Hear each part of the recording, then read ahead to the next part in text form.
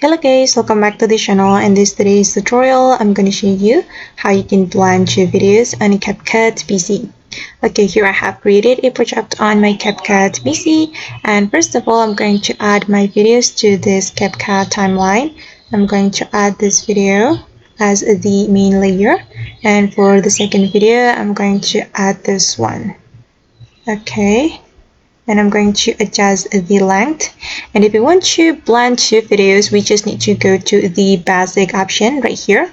Then we can scroll down until we find the blend option, and make sure that you have turned on this blend option.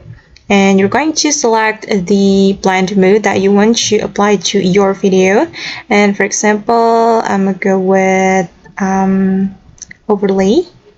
Okay, and now as you can see that the videos have been blended, and I'm going to show you the final result.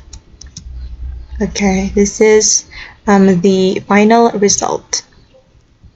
Alright guys, and that's how we can blend two videos on CapCut PC. I hope this tutorial will be useful for you. Thank you so much for watching, and see you on the next video.